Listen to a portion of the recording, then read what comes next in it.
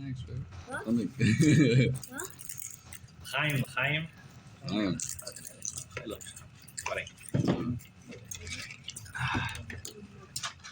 So it happens pretty often when you're learning Torah, you're learning got a Chumash. question? You have a question as you're learning. What do you do when you have a question while you're learning? What do you do? If you're learning and you have a question, Figure it out. so you can ask, or you could first try to look in Rashi, you look in the commentaries. No, you try to figure out your question on your own. Ooh, that's true, you could try to figure it out on your own. Usually, especially on Chumash, is not really good. And usually, most of the questions in Chumash are actually answered within the Chumash itself. A lot of times there's an extra word in the Torah, and it comes to answer different questions that people might have. It comes to explain, to teach us different things. But usually the questions themselves are not actually written into the Torah. The Torah will usually allude to the question by telling us the answer to the question. But there are a few rare cases No, within your father's the Torah talking about the itself. actual Chumash itself. Your father means the actual pasuk. Within the pasuk doesn't usually ask questions. He usually gives you answers. Rashi's also like that. Well, Rashi will Well, sometimes say the sometimes. question, sometimes he'll just give the answer, but very often he'll give the question as well. However, there are a few rare cases in the Torah where the Torah itself asks a question and then gives the answer, Including this week's Parsha? including this week's Parsha. You got it. Right? So in this week's Parsha, we learn about the laws of Shemitah. And we learn how a person has to observe Shemitah for 6 years, which he works in his field. 7th year, his field has to rest. And the Torah tells us a question. The Torah comes along and it tells us, when you will, if you will ask, Ma noichal b'shana hashvi'is, so what will we eat in the 7th year? Hein lo nizra v'lo nesav et tvoseinu, we didn't plant and we didn't gather in our wheat, our crops. So the Torah gives an answer, V'tzivisi es berchasi lachem, I will command my blessing for you. Bashana Ashishis in the 6th year, it will produce wheat for 3 years. So the first question, the obvious question, is why does the Torah need to bring up need to bring up what people might ask, what people might say? Right? This is a bit unusual. There are many questions I can have on Torah and mitzvahs, and usually the Torah alludes to our doubts and our questions. Wait. When What? in the Chumash is this? Did they go into Eretz Yisrael yet? This is written before the mitzvah of Shemitah is only going to apply once they go into Eretz Why Yisrael, are they telling us now? because all of the mitzvahs were written in the Torah and were given to Moshe Rabbeinu before the Yidden went into Eretz Yisrael, right? So Moshe Rabbeinu clearly said it. Moshe Rabbeinu said all the mitzvahs that apply to Eretz Yisrael before the Yidden went in. So why does the Torah have to come along and tell us this question, which is very unusual? Furthermore, if we look a little closer, we actually find that even before the question is asked, the Torah kind of already gives us an answer. If you look even before the question, the Torah tells us that if you will follow my statutes and you will guard and do my law, my judgments, my laws, then you will be able to sit securely, to settle securely in the land. The earth will give forth its produce, and you will eat and be satisfied. And Rashi says, what does this mean? This means that there's going to be a special miracle in all of the produce that even if you eat a small amount, you're going to be satisfied. You're going to have, even if you just eat a little bit, you're going to be full. And the Torah continues, "V'shaftem levetach halau," you will sit securely in your land. So even before the person asks the question, the Torah already promises us that our land will produce enough food to satisfy us. There will be no years of famine, as Rashi explains. Whatever we eat will always be enough for us. So why does the Torah, after already telling us the answer, does the Torah ask the question, specifically ask the question, and then spell out the answer in more detail? So, Rab Chaim of Volozhin was once sitting with his students and learning. It was late at night, and they were talking about bitachon, about trusting in Hashem. And Rab Chaim says to his students, if a person really trusts in Hashem, whatever he needs, Hashem will send him. Without any effort, without even having to work for it. And then he kind of looks up, it's getting late, and he turns to one of the students and he says, you know what time is it? And the student says, I don't know, I don't have a watch. And they ask around and nobody has a watch. And Chaim turns to a student and he says, if we really trusted in Hashem, we would have a watch. A gold watch. And one of the students is like, really? We trusted in Hashem, Hashem could just make a watch appear. And he says, not only will we have a watch, we can have a golden watch. Yeah. Gold watch. In the middle of the night, where are we going to get a gold watch from? Where are we going to get a watch in the first place? And at that moment, a knock on the door, and this Russian soldier comes in. And he rushes in, and he's like, Rebbe, I was just drafted into the army. This was a young Jewish boy who was drafted into the Russian army as part of the Kantonist decree. And he says, I tried to run away, I tried to hide, but they found me, and I was drafted into the army against my will. And, we're trying to arrange some sort of exemption. But in the meantime, I have a lot of money with me. I'm from a very wealthy family, and I know that in the barracks over there, and that's not going to be very safe. So I wanted to know, maybe you could watch my stuff for me. I have here, he pulls off from his arm, a golden watch and some other valuables. Can you watch it for me? Watch it. I would love to, but I can't take responsibility for this. This is very expensive. I wouldn't have the money if it got stolen to give it back to you. And he says, you know what? Don't take any responsibility. Just do your best to keep an eye on it. If I come back and you have it, you'll give it to me. If not, I'm donating it to the yeshiva. And he walks out. Right? Chaim picks up the watch. See what happens when you trust in Hashem? So, even if, and this idea that trusting in Hashem will allow us to get whatever we need applies whether we deserve it or not. It's not that a person who, for some reason we believe that Hashem owes us something. It's the very fact that we trust in Hashem that makes us worthy of Hashem's blessing. Rachel, an orphan girl, once came to Rab Mendel of Rimanov, and she says, Rebbe, I have a big problem, right? I'm looking for a shidduch for a long time, and I have not been successful in my search. And, I don't have parents to look after me. Usually the parents help out in the shidduch process. I'm doing this all on my own. And I don't, I don't have anybody to fund my wedding. But Baruch Hashem, I've been, over the last 2 years, I've been putting aside money, saving up money for my wedding, and I've put together 100 rubles. And I have the money prepared for the wedding, but I still haven't found a chassan. I still haven't found a groom. And Mendel closes his eyes. He thinks for a few minutes, and he says, I see that in heaven they have already prepared a good shidduch for you, a wonderful shidduch for you. There's tremendous blessings that they want to bring down to you. But in order for you to be worthy to get those blessings, you have to really trust in Hashem. You have to trust in Hashem to a point that you completely rely on Him. You're not worried.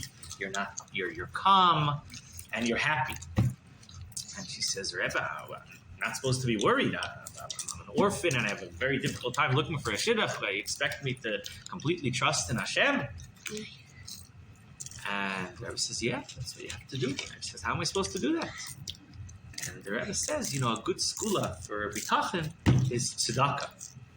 So you told me that you put together, you collected 100 rubles for the wedding. Why don't you give that money away to tzedakah?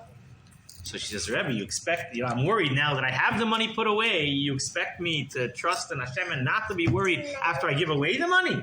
So Rebbe says, that's exactly it. Right now, you're not really trusting in Hashem. You're trusting your 100 rubles. That's what you trust in, right? But if you give the money away to tzedakah and you truly trust in Hashem, then Hashem is going to help you. This is very difficult for Rachel, but this is what the Rebbe tells her. Okay, so she takes out the money from her pocket, and she says, here, Rebbe, use it for whatever worthy causes, whatever poor people need the money, you'll distribute it for me. I trust in Hashem. completely.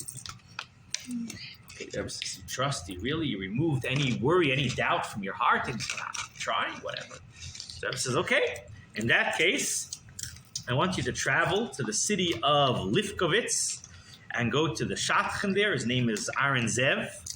And ask him to suggest a shidduch. And the first shidduch that he suggests, you should know that was destined from Hashem to be your shidduch. Okay, wonderful. So she travels to Lifkovitz and she goes to the Shadchan and he suggests a shidduch with Gedalia, the son of the baker. And they meet, and Baruch Hashem, they talk and they like each other. Everything seems to be going very well. They go on I don't know if they went on one date, a couple of dates. I don't know how it worked in those days, but after whatever time passed, they decided it would be wonderful for them to get married. But there's a problem. They didn't have any money for the wedding. Right? And she says, I used to have money, but I just lost it last week. Yeah, I just gave it away. It was good cut. He gave it away. He says, yeah, he gave it to the Rebbe told me I should give it to tzedakah. She says, you got to go back to the Rebbe. Okay, so she goes back to the Rebbe. She gets into a wagon to travel back to Rimanov.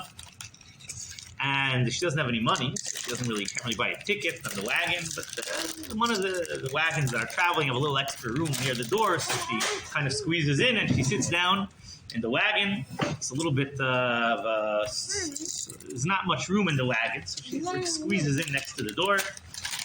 And the wagon starts to travel. And as they're traveling down the road in the middle of the woods, there's a big bump in the road.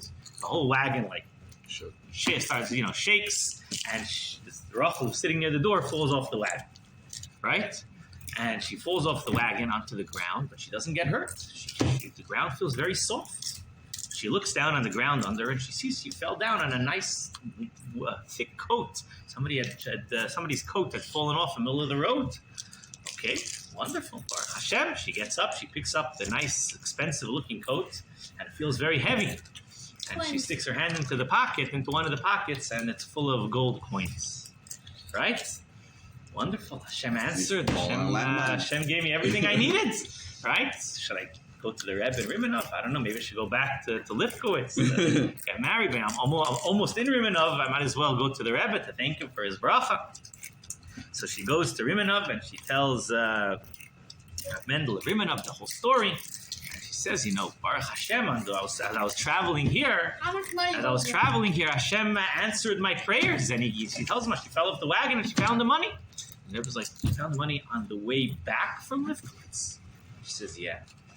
And Mendel looks a little bit puzzled. And he thinks for a minute.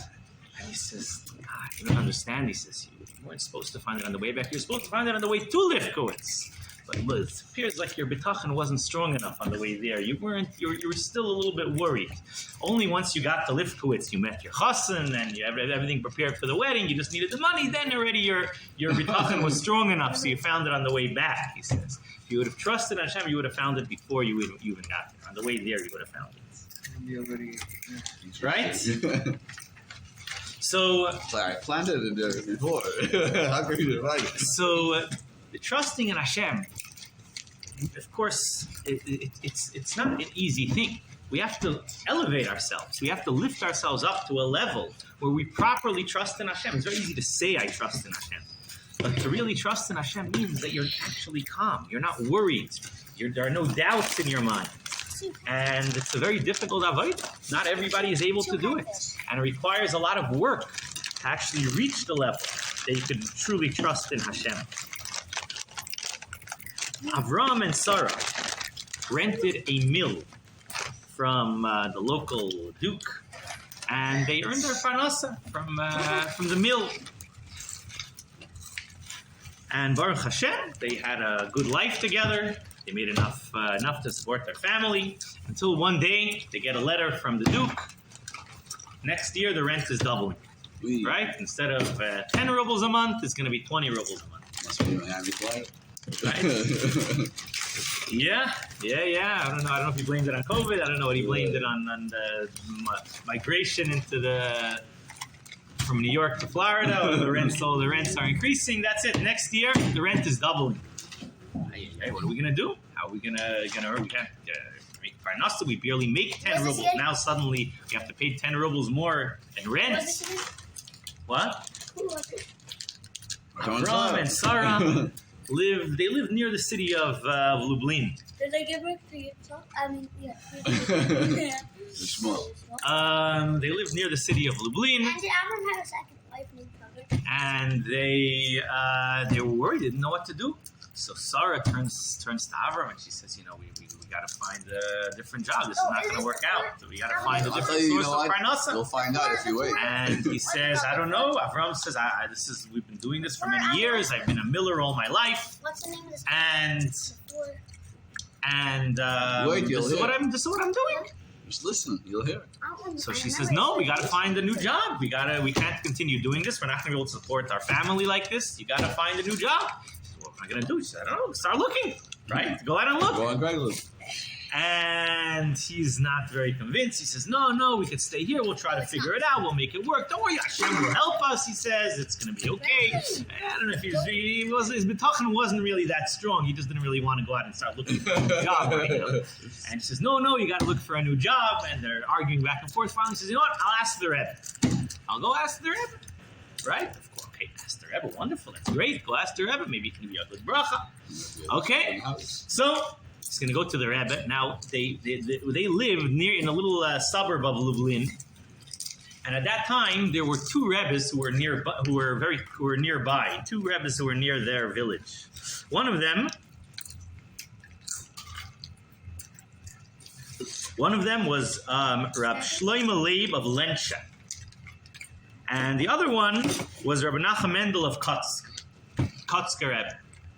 Who is that? So, Lensha was a little closer. So Avram heads out to Lensha, and he comes to Rabbi Shlomo Leib, and he tells him the problem, right? The Paris raised our rent, and my wife wanted to get a new job, and I don't know. I think we should stay where we are. Hashem will help us. And Rabbi Shlomo Leib closes his eyes, he thinks for a minute, and he says, "You got to go look for a new job." This is not the answer he wanted. This is not the answer he wanted. Now, besides the fact that he didn't want to look for a new job, now there was another problem. His wife was right, and he didn't want that to happen. So he decided there's another Rebbe, right? The Kotzker Rebbe. He can go ask the other. Maybe the other Rebbe is going to give him a different advice. Okay, so he travels to Kotzk. And he comes to the Kotzker Rebbe, and he tells the Kotzker Rebbe exactly what happened, and the dilemma that he has, whether he should look for a new job or whether they should stay in their current place. He didn't tell the Kotzker Rebbe that he had gone to Shlomo Leib already. He tells the Kotzker Rebbe the whole story, and the Kotzker Rebbe also thinks for a minute, and he quotes a pasuk from Keheles. The pasuk in Keheles says, "In Ruach HaMoishel Tale Alecha Mekoimcha Al Tanach." If the ruler rises up against you, you shouldn't leave your place. You should stay right where you are. He tells him you got to stay where you are and trust in Hashem. This is exactly the answer he wants. He goes back home. He tells the wife, the Rebbe agrees with me. The Rebbe says we should stay right here and we should trust in Hashem and everything's going to work out. Okay, fine. They stay in their mill, and Baruch Hashem, things are, they figure they have to work a little harder. They find new customers. But they're able to make their rent. A few months go by, and one day Sarah feels very sick, and they call the doctor, and the doctor tries to give her medicine, but the situation keeps on getting worse and worse until finally the doctor says, "That's it. There's nothing more I can do." And Avram doesn't know what to do. His wife is dying. He runs to the Rebbe. He runs to Reb Shlomo Leib of Lensha, who is the closer Rebbe. The Rebbe was closer to his house, and he starts crying. He says, "My wife is sick. She's dying. What should I do?" Shlomo Leib says, where do you live now? What are you doing? And he says, I'm running the mill in a little village over there. And he says, didn't I tell you to leave and find a different job? And he says, yeah, but I trusted in Hashem. Everything worked out. He says, no, you don't understand. You don't understand. There was when you came to me last time, I saw that there was a decree in heaven against your wife. And it was decided in heaven that instead of chas v'shalom taking your wife, you should undergo the suffering of gullus, of having to wander around and look for a new job, and that'll atone for this, and that'll, save your wife's life. And you didn't listen. You didn't listen. So he says, okay, I messed up, but what should I do now? And he says, listen, it's a difficult situation. But, he says, let me think about it. and he says, it's this was around shortly. I guess he came to the Rebbe shortly, or maybe during Sukkot or right before Sukkot, and he says Simchas Torah is coming up, says Rav Shlomo Leib, and the power of Simcha has the power to break through any barriers, and therefore on Simchas Torah we have the power to annul the decrease. I want you to bring your wife here for Simchas Torah, and that's what he did. And during the dancing, the Rebbe told him he should dance with a lot of joy. And he says, it's very hard for me to dance. My wife is sick. And the Rebbe says, no, you got to dance with joy. And that's what he did. And as he was dancing, his wife slowly got better. Okay, wonderful. Everything worked out. But there's a little bit of a problem. He starts telling over the story. And word traveled back to Kotsk.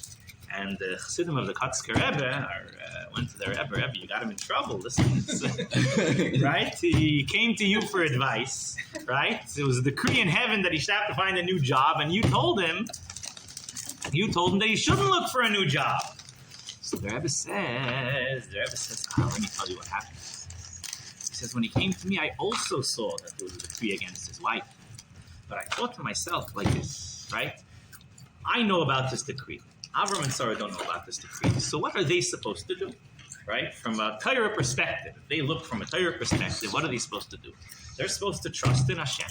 And he's supposed to try to make things work. He's not supposed to take his whole family and start uprooting his family because he's worried that he's not going to have parnasa. He's supposed to trust in Hashem that he's going to be able to pay his rent. What's going to happen with the decree he doesn't know about. So obviously his trust in Hashem will get rid of any decrees. Right? The Jew trusts in Hashem and tries to do what he's supposed to do, will overcome any decrees. So that's why I quoted him a pasuk in Kehelis, and I told him that the Torah says this is the path that you're supposed to follow, and if you truly trust in Hashem, it'll remove any decrees. And you know what? If he would have really trusted in Hashem, and he would have trusted in the words of the Rebbe, he would have trusted in the pasuk that the Rebbe told him, then it would have gotten rid of the decree.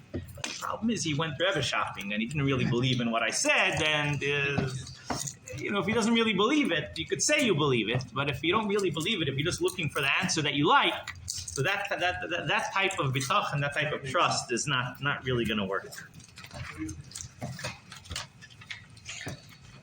So even a person who says they trust in Hashem, right? There's different types of trust. There's a person who really trusts, who's calm, relies on Hashem, and then there's the person who tries to figure out which Rebbe to go to who's going to give him a better bracha to trust in Hashem, right?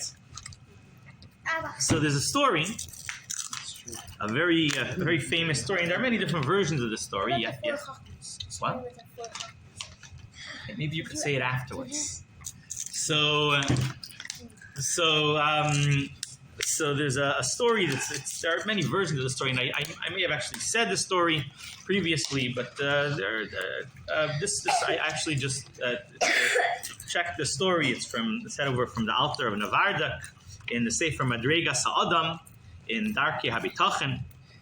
He writes a story about the Alshich HaKadosh. He says in the city of Tzfas, there was a clay seller. I don't know his name was. What should we call him? Yossi? Yes. We call him Yossi? Yossi the clay seller? No? What name should we give him? What? Let's think of somebody who's not sitting here. Mendel is sitting right here. I want to be famous.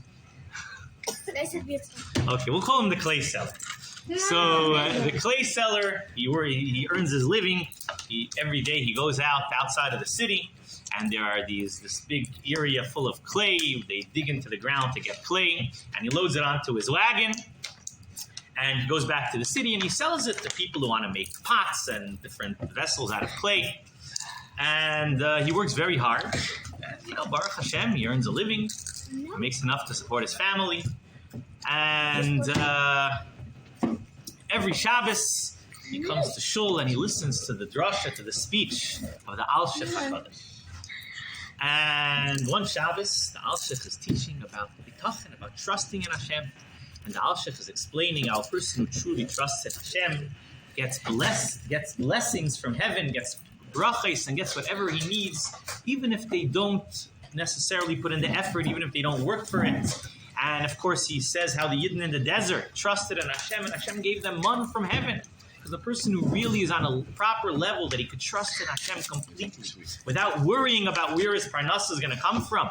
So Hashem will give him whatever he needs, even if he doesn't work and doesn't do what you naturally have to do to earn a living. So the clay seller is very excited, right?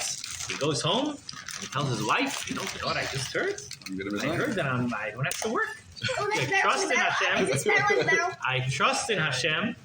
So it's a similar story, and I said before there are different versions of the story. This is the way it's brought down in the Sefer Madrega Sa'adam. It's probably a different story, but they are very similar. So he says, I trust in Hashem. I don't have to go to work tomorrow. His wife is like, I'm not so sure about this. Maybe you should go ask the Rebbe about this. You can go ask the Alshich if this is what he really meant. So what do I need to ask the Alshich about this? I heard the class yesterday. You got to trust in Hashem. I trust in Hashem. Why should I waste my time? Go schlep sich outside of the city. Spend hours digging up clay, and then go to the market and hope that maybe I'm going to sell it, and maybe I'm going to get enough money to support my family, when I know that I'm for sure going to get enough money to support my family if I trust in Hashem. Brilliant. So let me take a sefer Tehillim and sit over here next to the fireplace and read Tehillim all day. That's what he does. And slowly the money starts running out, and his wife sees they don't have any food, so she says, hey, you're going to take the horse and the donkey and the wagon and go to work. And he says, no, I'm trusting in Hashem. So she says, okay, listen, we don't have any food, so I got to get food for the children. So she takes the wagon and the donkey, she goes to the marketplace, and she sells it. Right? This should provide us for food for quite a while. So she sells the wagon, and this goes, and another few months go by, and he's still not working, and slowly the money starts running out. And in the meantime, one of the Arabs in the city had bought the wagon, and he decided this wagon was used to sell clay. Maybe he can go out to the clay mines outside of the city to get some clay to sell too. Maybe he could, if the Jewish clay seller is not doing his job, right? There's an opening in the market, right? He can go do the same work. So he takes the donkey, he takes the wagon, and he goes out to the clay mines outside of the field. But he doesn't really know much about digging clay, and he gets down into the mines, and he starts trying to dig, and he sees that everyone's digging in one direction, and he says, maybe it'll be easier to dig in the opposite direction. So he starts digging in the other direction, and as he's digging, he hears like a clinking sound, and he looks down, he sees a gold coin. Gold coins. Somebody must have hidden some gold coins over here. So he continues digging, and he digs some more, and there's more gold coins there, and he starts uncovering more and more. It's a whole treasure over here. And after he collects all the gold coins, he climbs out of the mine, he brings it up onto the wagon, he covers it over, and he's about to go, but then he thinks to himself, there might be more money. I got to continue digging, right? So he goes back down into the mine, and he continues digging. And he didn't really know how to dig very well, especially since he's so excited about the coins. He's just digging and digging without looking what he's doing. And suddenly the whole mine collapses on top of him. And yeah, he's crushed under the mines. And the donkey's waiting there outside. A few hours go by. They found 12 hours later. And a few hours go by. And the donkey sees it's getting late, and starting to get dark. Donkey doesn't want to stay out in the dark, so it heads home. It knows where to go, right? And it heads home to the Jewish clay seller's house. So sitting there, he's sitting there saying Tehillim when they hear the wagon coming up, and the children run out. What's going on? We sold the wagon. We sold the wagon a few weeks ago, and it's coming back. And they come out and they open up the door of the wagon, and they see the whole thing is full of gold coins, right? So the story quickly spread throughout the city, and the students of the Alshich went to the Alshich and they said, wow, Rebbe, it's not right. It's not right. We come to your class every week, and we try to live up to the lessons that you teach us. You told us about bitachon, and we all try to follow your advice. We all try to trust in Hashem, and we hope that Hashem would send all of us treasures. And it never happens. And this simple clay seller, he comes on Shabbos, he listens to one of your classes, and suddenly he decides he trusts in Hashem, and that's it. And Hashem sends him a treasure. Yes. So, what about us? We also trust in Hashem. Why didn't any of us get any treasures? Right? We're all struggling to support our families. So the Alshich tells them, what? You're trying to support the family. You're not stopping. They're sitting and learning, and their families don't have food. People have to give them tzedakah. They're not really. They're having a tough time. They're also spend all their day learning. So the Alshich says to them like this. He says, "Have you ever pitched a tent? You gotta want to pitch a tent. You got to take a peg and drive the peg into the ground, right?"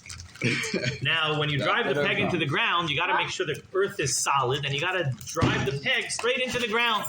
What happens if you take a peg, instead of sticking it, I don't know how long the peg is, let's say 12 inches, right? You stick it 12 inches into the ground. Instead of sticking it 12 inches, you take the peg, you stick it 2 inches into the ground, and then you pull it out. Then you stick it 3 inches into the ground, and then you pull it out again, and then you start sticking it 6 inches, and you pull it out, and you take it in and out and in and out. By the time you get the peg all the way into the ground is going to be so soft, it's not going to hold the tent. So he says the same thing is true with bitachon, right? The person who hears that he has to trust in Hashem, and he says, that's it, I trust in Hashem, I'm not worried about anything, he sticks the peg in all the way. So that type of bitachon, Hashem's going to send you a treasure. But if you say, let me trust in Hashem, should I trust in Hashem? Okay, I'll try. Really trust it. I gotta also have other sources of parnasa. Maybe I'll try a little harder, and you struggle. He says that's also nice. That's also bitachon, right? It's also very good.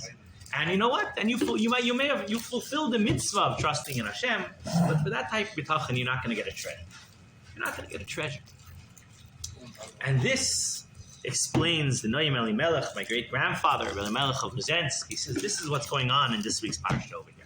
Right? The Torah comes along, and it says that you got to take 1 year and stop working for a whole year, right?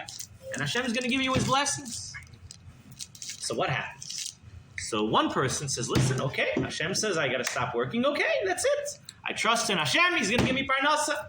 And about this person, the Torah says, "V'nasna aretz pirya v'achaltem lasoyiva." The earth will give forth its produce. You'll eat and be satisfied. V'shaftem lebetach aleh. You will sit. You will live upon the land in security. You won't have any worries. But then the Torah says, what happens? There's another type of person. There's a second type of person. He comes along, and he says, "I have a question. 1 second. How will I earn parnasa during the year? I have a bunch of questions. I trust in Hashem, but I have a bunch of questions I need to answer." So the Torah comes along. This new job of trust. The Torah comes along and it says, "Vitzi visi esperkasi." I will command the blessing. What does it mean? I will command the blessing. That means that really there shouldn't be any blessing, right? The natural blessing that happens for a person who trusts in Hashem, that's built into the foundations of the world, that's built into the way that Hashem created the world, that a person who trusts in Hashem gets blessings. A person who asks questions doesn't get these blessings. But Hashem says when it comes to the mitzvah of Shemitah, I'm going to command a new blessing, a special blessing even for people who ask questions regarding this mitzvah. Now, it won't be on the same level as the person who doesn't ask questions, but even such a person I'll have to command a new blessing for this person. And he says that therefore we have to choose what type of blessing do we want to get. Do we want to get the blessing that's built into the nature of the world almost, as the Rebbe Melech says, right? It's built into the world that a person who trusts in Hashem, right? The blessing just comes. The treasures are going to just land all over the place. Right? You're going to have treasures in your wagon. Nothing. Or do we want to start asking questions, starting to worry, going from one Rebbe to the other? Maybe the second Rebbe is going to give you a better blessing, and then you have to run back to the first Rebbe, and then come running for Simchas Torah, for some extra simcha, and all the creep. That'll work out also. That could also work out, but that's a commanded blessing. That's tzivisi for kasi. That's like a new blessing that you have to create. Right? So we all have to decide what type of blessing do we want to get. Do we want to get the blessing that we're running around from one Rebbe to the other? Or do we want to, with all these questions? Or do we want to just completely rely on Hashem without any questions and get the higher level of blessing? So to conclude with a final story, with one final story, Baruch and Chana came to the Divrei Chaim of Chaim Halberstam, and they told him that they have a problem. They have a store that, they have a store that gives them their parnasa, and unfortunately, they didn't have a lot of business. They didn't have a lot of business over the past few months, and they ran out of money. And not only that, they ran out of inventory in their store. All the shelves are empty, and they don't know what to do. They want to restock their store, but they don't have any money. So the Rechaim looks at Baruch and Chana, and he says, "Is there anything you do have? And is there anything left in the store?" And Baruch says, "We have just a big sack of beans." He says, "Wonderful," says the Rechaim. "Sack of beans? You're Parnasa. You could sell the sack of beans and get Parnasa." Baruch is like looks at his wife. He's like, "Wow, what is this?" Chana looks back at him, and she's like, "Don't say anything. This is the Rebbe's bracha, right? You got a bracha from the Rebbe. Don't say a word." They leave the Rebbe's room and they go home. They put up a big sign, beans for sale, special beans, right? People start coming, special beans, right? They want to taste. Somebody buys a little bit of beans, they taste it. It's like, wow, it's amazing beans. I've never tasted such delicious beans in my life. Pretty soon, the whole town is waiting in a line outside the store to buy beans. That Shabbos, everybody's cholent was full of Baruch and Chana's beans, right? And Baruch Hashem, they're able to get a good enough money to pay off all their debts. The next week again, everybody comes, lines up in front of the store to buy more beans, and now they're able to already start stocking up the store. A few weeks go by, every week everybody's buying more and more beans. The whole town is buying their beans. And a month goes by, and the store is fully stocked. And people are still lining up for beans, and Chana's standing there with a big smile on her face, giving everybody beans from the sack. And Baruch looks at his wife one day, and he's like, it's been 2 months. How are there still beans in the sack? And Chana looks at him, and she's like, wow, close your mouth, what type of question is that? She sticks her hand into the bag, and she comes out with an empty cup. And she says, you meshugana! You got a bracha from the Rebbe. And you have to ask this question. Go back to the Rebbe and ask the Rebbe what to do.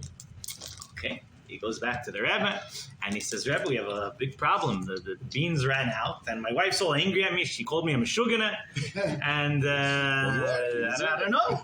And the Rebbe says, what happened? And he says, well, for the last 2 months, we've been selling the beans, and yesterday I asked my wife, how is it possible there are still beans in the sack? And she started yelling at me. She calls me a meshugana, and then the beans ran out. The Rebbe says, there's been a bracha for 2 months. You've been selling the beans, and you asked the question, you're taka meshugana.